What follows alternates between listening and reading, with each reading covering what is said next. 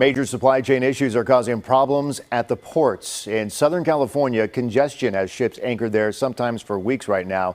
And here in the Bay Area, canceled routes have workers left waiting for cargo containers to show up. New at 10, KTVU investigative reporter Brooks Giroux joining us live tonight. And Brooks, hey, this could all put some holiday gift giving in jeopardy. That's right. The reality is it's going to take more time and it's going to cost you more money. There's a soaring demand for everything from toys and electronics and clothing and furniture. And all of that has caused a big bottleneck at California's ports. We're here to help, and we are very eager to help.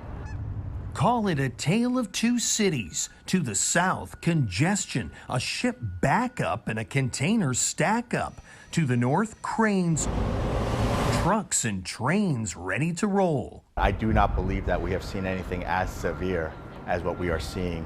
Supply chain disruption now leaving the port of Oakland waiting for work. The labor force here strengthened. New big cranes put in place. But since this summer, many ocean carriers have skipped Oakland to save time in their schedules. Now the port is operating at just 50% capacity. We are looking to regain the services that we've lost over the last few months and to help stabilize the current supply chain problems that are going on. The biggest problem, a logjam at the twin harbors of Los Angeles and Long Beach. Nearly 80 ships anchored needing to unload. Shipments becoming delayed. Freight rates spiking. Space on board limited. And so many containers stacking up at terminals. Fines will be imposed to shipping companies that don't get the cargo moving. Essentially, we've given notice that gone are the days that these containers are just going to sit there for 9 days or more. Otherwise, it's $100 per container per day until it moves. That's very problematic. We personally don't think that punishing people is the right way to go. We would rather see collaboration.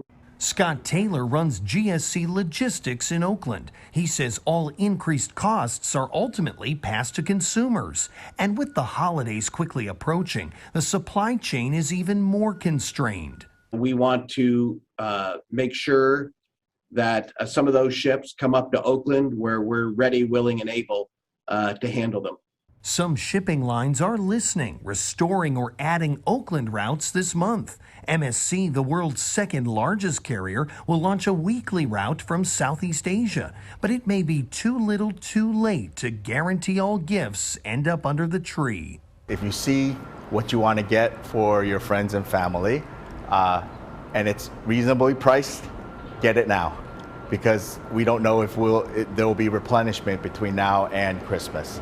The worldwide backlog is expected to take many months or possibly a year before it's smooth sailing again.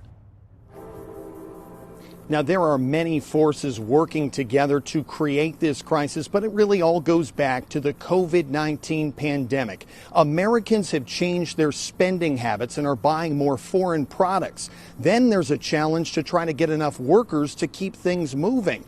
And finally, there's limited space on board those ships now. With that increased demand, that means that there is delivery delays and costs that are ultimately passed on to you and me. Live in Oakland, Brooks Giroux, KTVU, Fox 2 News. Port of Oakland open, ready to roll, ready to help out. But as you said, maybe too little, too late there. Brooks, thanks for that report. The rental car